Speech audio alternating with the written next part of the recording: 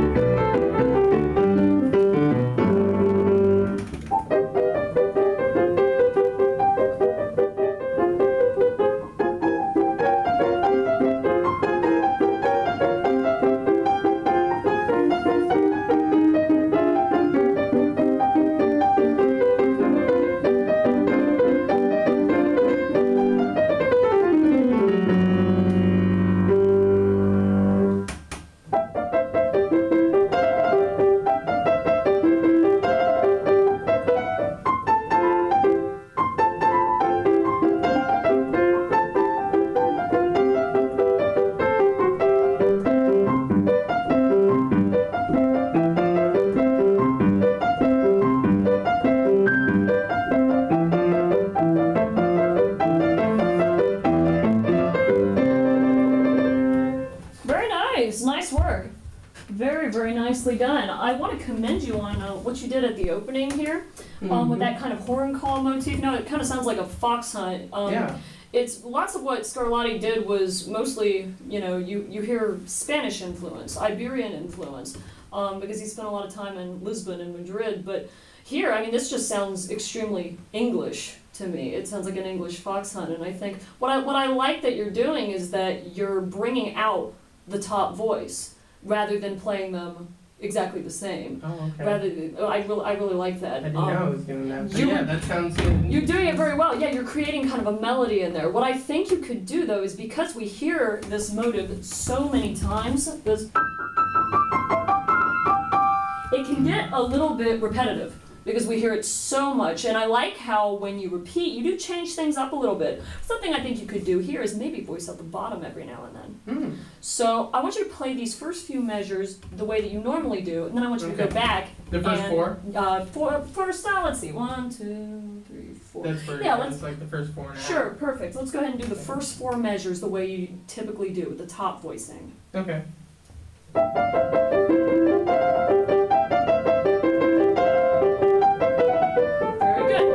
This time I want you to draw your ear to the bottom. Go ahead. It's the less secure part, right? Yes.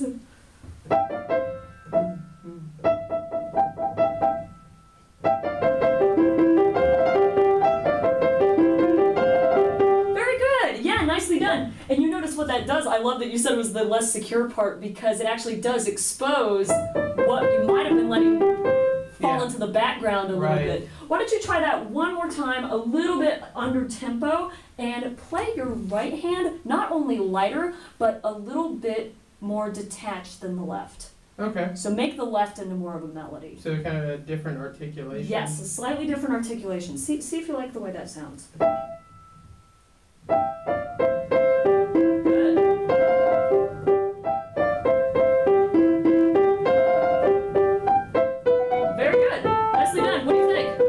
Yeah, I think it adds something different. Yeah. Especially since it repeats like 5 times. It repeats so much. And what's the form of this piece? Actually, it's almost a proto-sonata form. Yeah, definitely. It's something that's going towards sonata because you have this theme, and then it comes back. It goes to the dominant, and then it comes back, and then it repeats. Right. But in the tonic. Exactly. So you're in, and then all of a sudden. Correct.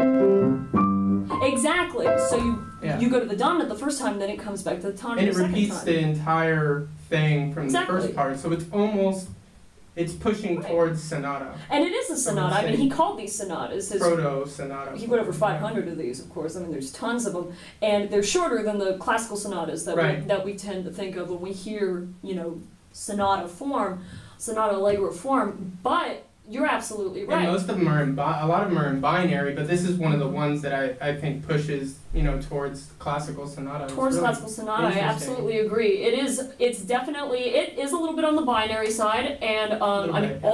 almost ternary, because that middle section really is something very different. And you have a pause. And you've got a after. pause, exactly. Do you know what they called this? A caesura of some sort. It's definitely a caesura. But this happens here. It does well, too. right? Yeah. These two moments, this is something you can think of when you're playing more of these, because I think it's cool to program more than one of these at the same time, because they are pretty fast, they go by pretty quickly, and there's a few that can really complement each other nicely with contrasting characters. Mm-hmm. But what Scarlatti referred to those as was the crux. He called those two medial caesuras, or I guess we could call it that if we're talking about sonata form in classical terms. He called those the crux. So I think at those moments you could maybe even take a little bit more time, build a little bit more suspense, because those are the most structurally important parts of the piece. So let's see if we can get into the first one here. Would you be comfortable starting right here? Yeah. Go right ahead.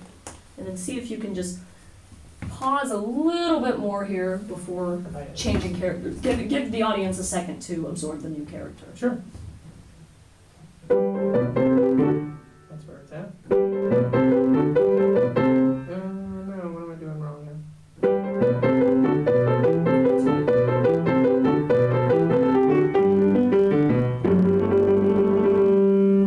And then go ahead and go in front. And then, okay.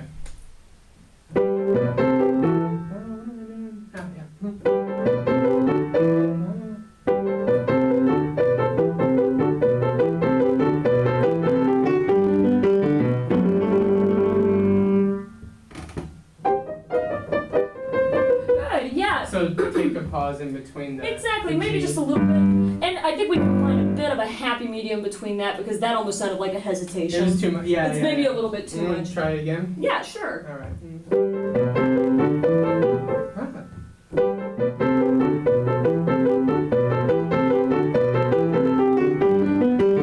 Take a breath. Good. Very nice. Before we move on, I do want to ask, this first section here, I loved your repeat. It was very nice. You had some good character changes in there. I think something you can do to improve it even more is to not take all of the optional ornamentation the first time and to add it in the second time. Mm-hmm. Because that's a common performance practice that we hear in Scarlatti and Bach, that you kind of withhold a little bit of that ornamentation the first time, so you give the audience something even more exciting to listen to the second Like time. where. For instance, this one here, the trill down here, I would definitely say only do that the second time, because it's not even written in the score. Right. And I think it's definitely stylistically correct. I would agree with it. So from the. Yeah, From Sure. Like that. sure Or thing. just and Or, the way or it's- just and- exactly Or the is it single there? note. You could do I the don't know octave, what you could it do the is single there. note. Exactly. Yes, exactly. So what I want you to do is I want you to play through this exposition, if you will. We'll call it the exposition. And then repeat it. And the second time, I would like for you to try our new voicing technique we talked about and add that trill back in. Does that make sense? Okay. See if you can remember all that. Yeah. Yeah. Sure. See if I can remember the piece. Okay. Feel free to look at the music. That's not gonna help. Oh, my.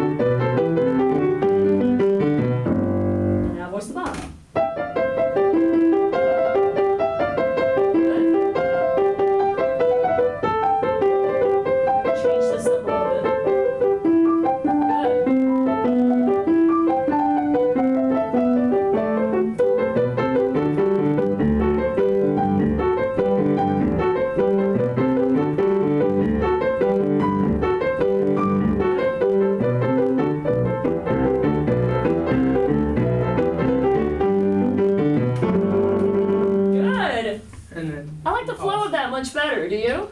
Yeah, it worked. It gave me something to think about in the repeat besides just like, oh, maybe I can go softer or louder. I didn't think about It's like, oh, here comes that same musical material I again. hearing that because you hear a different relationship. You do. And kind of an added perk of doing little voicing exercises like that, switching things around, is that it cleans up your playing. Yeah. It makes you play more that evenly. I don't know what I'm doing there. Mm-hmm. Oh, yeah. I'm getting it, but... Oh, sure. You mean this right here? Maybe the parallel thirds? Yeah, I'm forgetting where I'm at. Well, you can even apply something similar here. Maybe voice out the top the first time, voice out the bottom of the third the second time. And then... Exactly. So like the difference between... And... Hear the difference?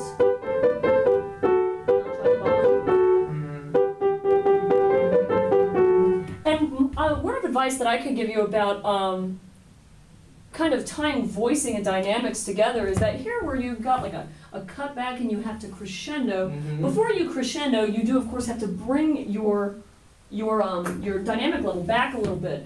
And what you can do to help that is to emphasize bottoms rather than tops. This is always going to sound louder than this. You know what I mean? Yeah, because it's thicker, right? Yeah, exactly.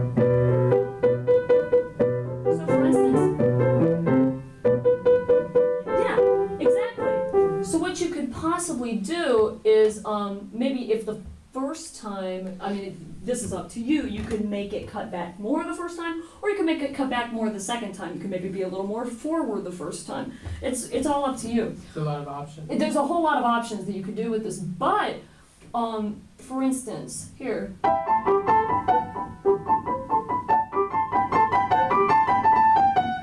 So notice how as I grew, I brought out more of the upper voice rather than the lower voice in the third. Do you want to give that a try? Same spot. It's a little tricky. Yeah. More at the top. Yeah, exactly. That's the right idea. You want to try one more time? Yep. Yeah, it's very tricky.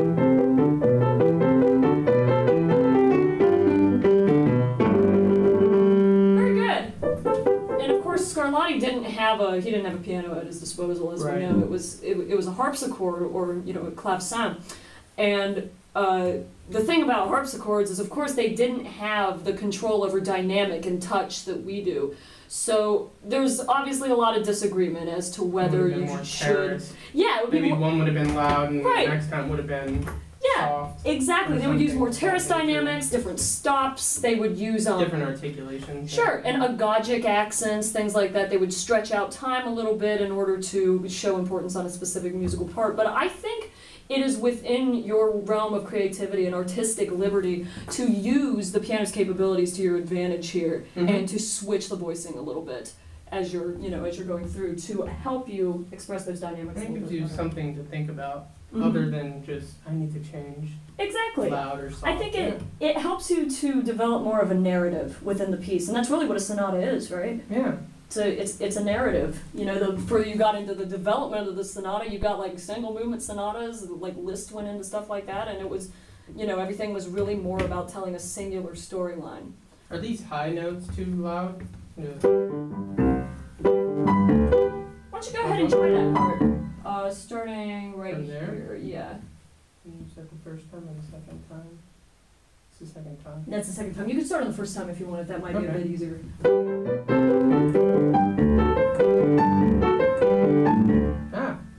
I actually have a little trick for you.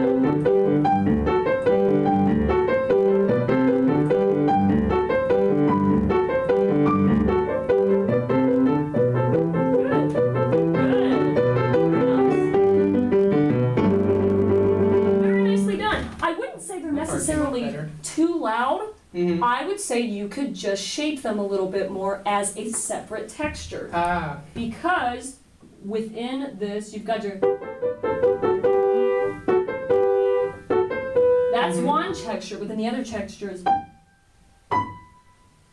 So you can bring them out a little bit more as you get a bit higher. Good. practice those. Those leaps are not easy. They're a pain in the tuchus. How do I or how should I? How do you? Ah, well. I just practiced them. I mean, so? really, I mean, I think what I should be doing is making sure that I know where I'm landing, Definitely. and then Yes. That's the right idea. and something like that, Absolutely. and then vary that thing. But I don't think I've done that, which I think is why I'm not Missing them every now and then. secure in memory. But yeah. And that's okay. That's completely okay. I think your idea of how to practice this is really strong. And if I could Probably just, the obvious thing is that each time you play one of those upper notes, is it matches with a G. it does. Yeah. So Yeah. you always have. Dun, dun, dun. Yeah, Yeah. exactly. Which helps to, form that outline of the harmonic area. If you don't mind, I'll sit here for a second real fast. A technique that I like to use for spots like this where you have to do those really uncomfortable jumps up Mm-hmm. is it's like the 3 times silent, then you play it technique. You've got the,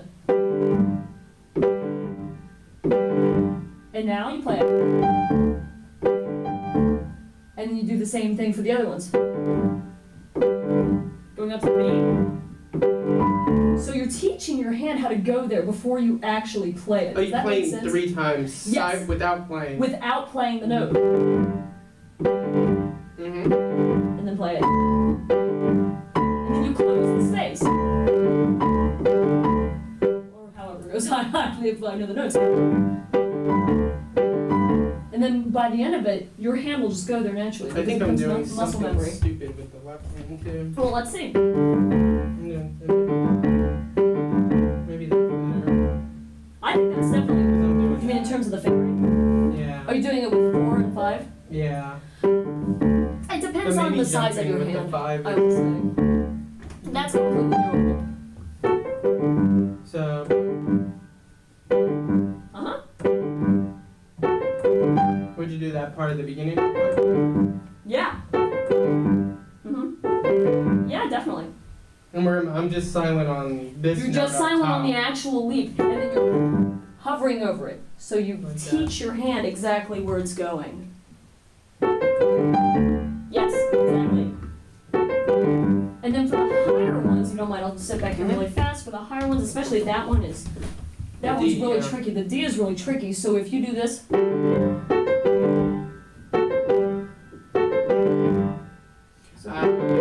and then And I want to finish with my hand in the right spot for the in D the right as spot well. for the D as well, exactly. Even though I'm not playing that either. And that's what's tricky about this is that you don't just have one hand doing a crazy leap. you You have both. 2 jumps in opposite directions. Right, in the opposite direction. So you've got so many things going on here. You've got your contrary motion. You've got both hands leaping. It's nuts. So you've got the. And after you've done that 3 times.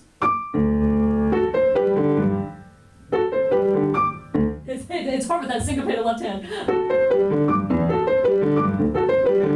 So eventually you'll close that space that you're, using to just rest your hands over there silently. Does that make sense? Uh-huh.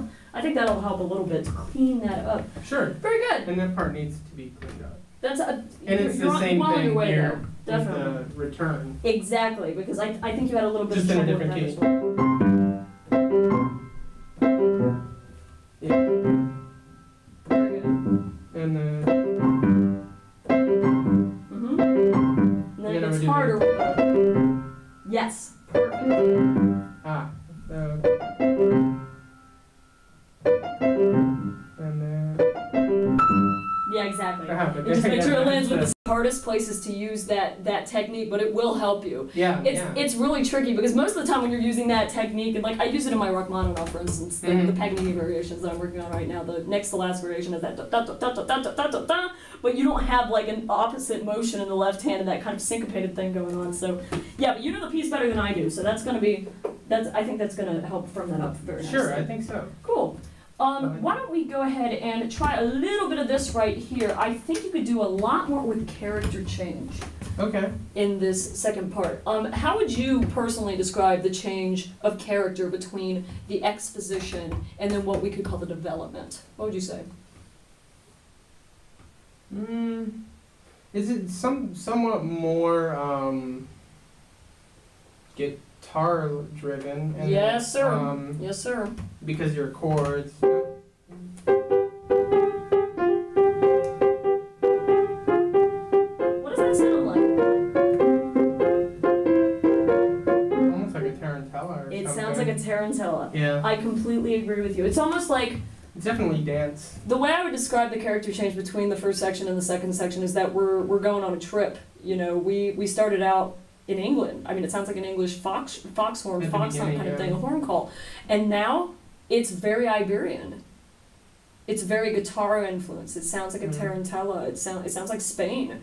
And so I think maybe you could milk that a little bit more in terms of adding a little more exoticism to your interpretation, making things a little bit more mysterious. You could do this in a change in touch, maybe even a little touch of pedal every now and then, not too much of course, because we don't want to take it out of the historical context. But see what you can do. I'm going to leave this up to you creatively to see how you can change the mood a bit more, make it a bit more mysterious. I like that.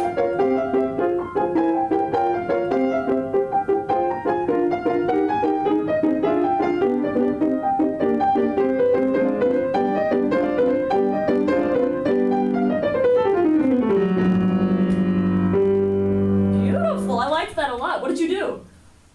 I don't know. Did you make I any just maybe conscious thought changes? a little bit more about character. Sometimes the best change you can make is in the your mind. is in the mind. Exactly. Is just in the, Yeah. how you perceive the character. And I think that was already much, much better. Take a look at these couple weird figures here. These like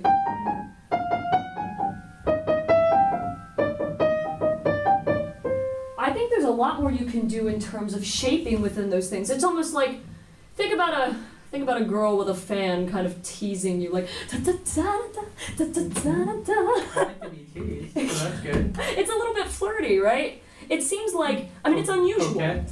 It's, yeah, exactly, it's coquettish. It's a little bit flirtatious, and I think the way you were playing, this will be a total exaggeration, but it was more of a, it's very mathematical, very straight. just, you know, even keel, not exactly like as interesting as it could be to listen to, you know what Sure. I mean? So why don't you give that a try starting from the pickup to that measure, see if you can shape those a little bit, almost like a conversation. Okay.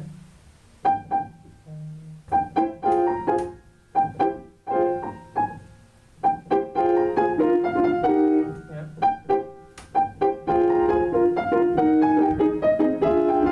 Nice. Very good. Nice work, yeah. And I think even within these, you've got different levels. So this could even be different people contributing to the conversation. So they don't all need to sound exactly the same. So you know, just making it up. So you've got the first one, and then you got the second one. And then you're growing into this crescendo. Da-da-da-da-da-da. You know what I mean? Mm-hmm. See if you can change that up a little bit.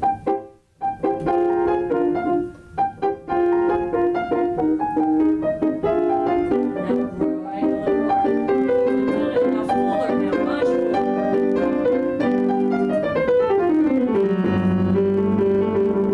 Very good. And now take a little pause, take a breather, and continue.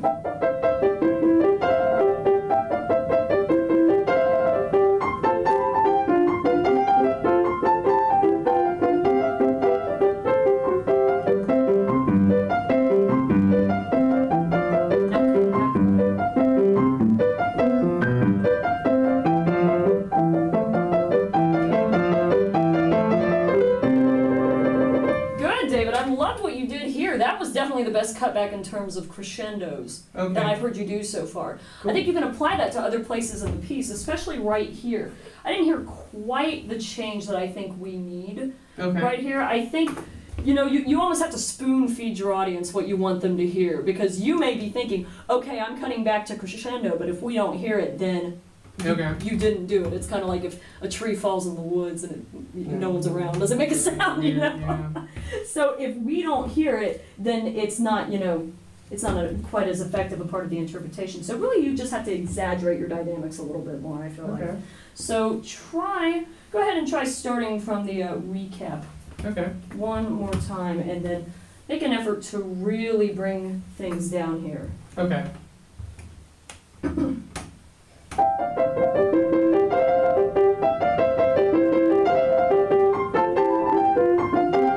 Change it. Good, very good.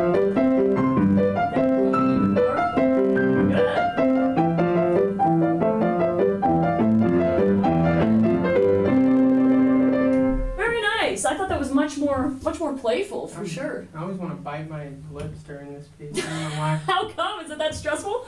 No, it's not. I don't know. Like one time I actually did. I bit my lip on one. It's just this piece. I don't know why. Really? Yeah, it's so strange. Well, I mean, I think there's something to be said about Baroque music and how it kind of stresses us out a little bit. Yeah, It tends to. Maybe not stressed. I don't know what it is. I just maybe excited. Yeah, well, that could be it too.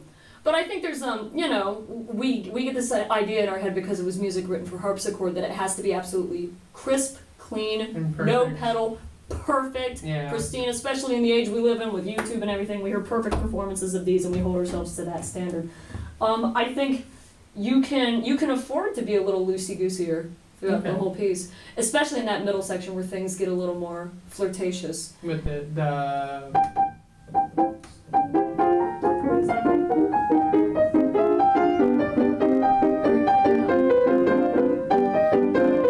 Right, and I already like how you're beginning to think in larger phrases because it's easy to chop Scarlatti up a little too much. Mhm. He tends to use, simple meter things. I mean, this is 6/8, Mhm. but even still, you don't have a ton of notes per measure, so it's easy for us to think of it as there's nothing wrong with thinking of it, in a kind of militaristic march-like way, but still, it's not always the most interesting thing to listen to. We want to think in longer phrases, and that's another way that you can bring out the differences in that second section, is to really make it more of a free-flowing, watery kind of experience, you know what I mean? Mhm. Cool. Well, very good. I think that's good for that. All right. Thank you, David.